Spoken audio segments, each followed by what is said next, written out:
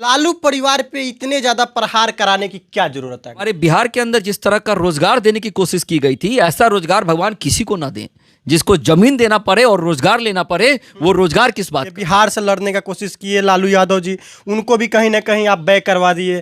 तो तेजस्वी यादव जी पीछे हटने वाले हैं, वो तो बोल रहे हैं कि खेल अब चालू हो गया। इस तरह से लालू परिवार के ऊपर जिस तरह के आरोप लगे हैं, ऐसा तो नहीं है कि वो आरोप सिद्ध नहीं हुए, वो हुए तभी तो सलाखों के पीछे गए। क्यों आखिर कोर्ट ने उनको चुनाव लड़ने पे रोक लगा दिया? आरोप को कहीं ना कहीं डिटर्जेंट पाउडर की तरह धोने का काम तो बीजेपी ही करती है। यूपीए की सरकार थी केंद्र में, तो उस समय नरेंद्र मोदी जी के ऊपर कितने आरोप लगाए गए थे और उनको कैसे कैसे आरोप लगाकर ईडी के समकक्ष पेश करने की भी कोशिश की गई थी। भारतीय जनता पार्टी जब से शासन में आई है पिछले 10 साल में, एक आरोप बता दीजिए भारत सरकार के ऊपर लगे हों। कैसे लगेगा? कैसे लगेगा? INDIA वालों में से आई केवल बच गया है, N निकल गया है, D निकल गया है और A निकल गया है। और जितने भ्रष्टाचारी हैं, केजरीवाल जी का स्टेटमेंट मैं आपको बता दूं कि केजरीवाल जी ने कहा था, जब 2014 में सरकार आई थी, तो केजरीवाल जी ने कहा था कि मुझे लगता है कि ईडी को, CBI को बंद कर देना चाहिए। जब से बिहार में महागठबंधन की सरकार गिरी है और एनडीए की सरकार बनी है, लालू परिवार पे पूरा ईडी का प्रहार जारी है। अभी हमारे साथ बीजेपी प्रवक्ता राहुल आनंद जी हैं। सबसे पहले आपका स्वागत है जी। नमस्ते। सीधे तौर पे हम ये आपसे पूछेंगे कि लालू परिवार पे इतने ज़्यादा प्रहार कराने की क्या ज़रूरत आ गई? देखिए, बड़ा आपका जो सवाल है उसका बड़ा आसान सा जवाब अगर दिया जाए एक भाषा में, तो यही दिया जा सकता है कि ना खाऊंगा ना खाने दूंगा का जो सिद्धांत था भारतीय जनता पार्टी का, जब से केंद्र में मोदी जी की सरकार आई तब से लगातार, पहले का जो ट्रेंड था कि लोग कहते थे और एक दूसरे को बचाते थे, लेकिन 2014 के बाद जो सरकार आई उसने जो जो कहा वो सारी चीज़ों को किया। और जिसने चोरी की है और सीना जोरी करने की भी कोशिश की है, तो हमारे देश का कानून में जो संविधान के तहत जो कानून लिखे गए हैं उसमें देर हो सकती है लेकिन अंधेर नहीं है। क्योंकि जब चोरी किए हैं तो देर किस बात की? जब चोरी किए हैं तो उनको डलवाइए अंदर। ऐसा परेशान कराने की क्या जरूरत पड़ गई? ऐसा तो नहीं है कि लालू जी जेल के अंदर नहीं गए थे, वो थे, उनको जमानत तक नहीं मिला था, लेकिन कुछ संवैधानिक तरीके होते हैं जिसके तहत आरोप को सिद्ध करना होता है। जब आप किसी बड़े व्यक्ति के ऊपर आरोप लगाते हैं तो उस आरोप को की प्रूफ को देना पड़ता है। तो जब तक वो प्रूफ नहीं आएगा तब तक वो सलाखों के पीछे नहीं जाएंगे। और अब शुरू हो चुका है। मैं आपको जानकारी के लिए बता दूं कि हमारे बिहार के अंदर जिस तरह का रोजगार देने की कोशिश की गई थी, ऐसा रोजगार भगवान किसी को ना दें।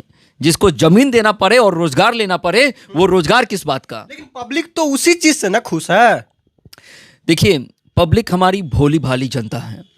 आप उनको लालच देकर अपने घर की चीज़ों को भरने की कोशिश कीजिएगा तो ईश्वर सारी चीज़ों को देखते हैं। जिसने मेहनत किया, जिसने कर्म किया और जो उस चीज़ के लिए एलिजिबल है, उस पर आप कहीं ना कहीं से दबाव बनाकर अगर पैसे की उगाही करते हैं, ज़मीन की मांग करते हैं, तो आप आज नहीं तो कल जरूर फंसिएगा। और उसी का एक जीवंत उदाहरण देखने को मिला है। देखिए, प्रत्यक्ष को प्रमाण की आवश्यकता नहीं होती है, लेकिन जिस तरह से लालू परिवार के ऊपर जिस तरह के आरोप लगे हैं, ऐसा तो नहीं है कि वो आरोप सिद्ध नहीं हुए, वो हुए तभी तो सलाखों के पीछे गए। क्यों आखिर कोर्ट ने उनको चुनाव लड़ने पे रोक लगा दिया? ठीक उसी प्रकार का संस्करण एक और राबड़ी देवी तैयार हो रही थी झारखंड में, लोग नहीं माने तो उनको बदलना पड़ा। जी। अच्छा, आप कितना चुप कराइएगा लालू परिवार को? यानी झारखंड से भी लड़ने का कोशिश किए, वहाँ भी चुप करा दिए, बिहार से लड़ने का कोशिश किए लालू यादव जी, उनको भी कहीं ना कहीं आप बैक करवा दिए। तो तेजस्वी यादव जी पीछे हटने वाले हैं, वो तो बोल रहे हैं कि खेल अब चालू हो गया है।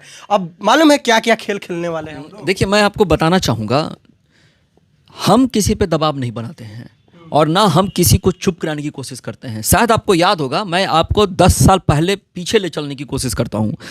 जब केंद्र में ये इंडिया अलायंस वालों की सरकार थी, यानी कि जब यूपीए की सरकार थी केंद्र में, तो उस समय नरेंद्र मोदी जी के ऊपर कितने आरोप लगाए गए थे और उनको कैसे कैसे आरोप लगाकर ईडी के समकक्ष पेश करने की भी कोशिश की गई थी। लेकिन आरोप को कहीं ना कहीं डिटर्जेंट पाउडर की तरह धोने का काम तो बीजेपी ही करती है। मैं बताता हूँ, मैं आपको उस प्रश्न का भी उत्तर देता हूँ।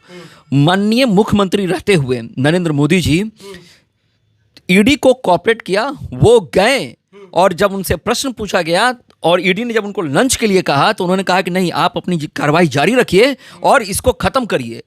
तो उस समय केंद्र में सरकार किसकी थी और फंसाने का प्रयास किसको किया जा रहा था, लेकिन आरोप सारे निराधार थे। तब वहां से वो बरी हो गए। और जहां तक डिटर्जेंट पाउडर की सवाल है, तो मैं आपको बताना चाहूंगा कि संगत से गुणजात है, संगत से गुणजात है। जितने भी लोग हैं, जितने भी लोग विपक्ष में बैठे हैं, वो सारे कहते हैं, बड़ा कॉमन सा बात है कि बीजेपी में जाने में सारे लोग का पाप धुल जाता है। आप जरा मुझे एक बात बताइए, कितने लोगों ने, कितने विपक्ष के लोगों ने उन लोगों पे केस किया है? आप उठाकर बताइए। एक केस हुआ था अजीत पवार पे, उसको भी विड्रॉ कर लिया गया। किसने किया? वो उनकी सरकार ने विड्रॉ किया। आप केस तो करिए, कार्रवाई नहीं होगी तब तो हम दोषी हैं। आपको एक जानकारी के लिए एक और अवसाद बता दूं इस राजनीति का। हेमंत सोरेन, माफ कीजिएगा, असम के मुख्यमंत्री, आसाम के मुख्यमंत्री रहते हुए भी ईडी की पूछताछ में वो गए थे। तो ये एक जीवंत उदाहरण है और एक नज़ीर भी पेश की जा सकती है कि भारतीय जनता पार्टी आपके साथ अगर है और आपके अगर ऊपर आरोप लगे तो आपको उसको प्रूफ करना है कि आप निर्दोष हैं। लेकिन आरजेडी वाले तो ये बोलते हैं कि जिसके ऊपर भारतीय जनता पार्टी का हाथ चला गया, हर केस से, हर वो यानी कहीं ना कहीं आरोप से बरी हो जाता है। यानी एकदम पूरी तरह से डिटर्जेंट पाउडर की तरह धोआ जाते हैं, यानी हर केस निराधार हो जाता है। देखिए, भारतीय जनता पार्टी जब से शासन में आई है पिछले 10 साल में, एक आरोप बता दीजिए भारत सरकार के ऊपर लगे हों। कैसे लगेगा, कैसे लगेगा? राहुल केजरीवाल जी वो सवाल उठाए कि नरेंद्र मोदी जी कितना पढ़े हैं, उनके ऊपर फाइन लगा दिया गया।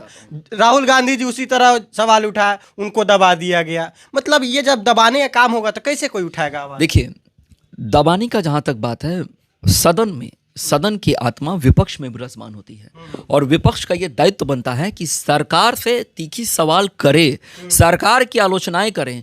जब विपक्ष को मौका मिला था कोरोना के समय में सरकार को घेरने का, विपक्ष कहाँ उलझा हुआ था? विपक्ष आपका उलझा था पेगासस में। विपक्ष आपका लगा था सरकार से झगड़ा करने में। देखिए, जिसको नरेंद्र मोदी जी और का विरोध करना है, वो नरेंद्र मोदी जी का विरोध करते करते देश का विरोध करने लगे हैं। यही हमारी विपक्ष का दुर्भाग्य है।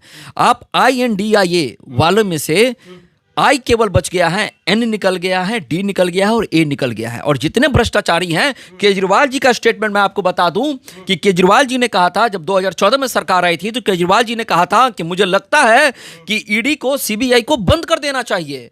इसलिए बंद कर देना चाहिए क्योंकि आप तो इस पर कार्रवाई करते नहीं हैं।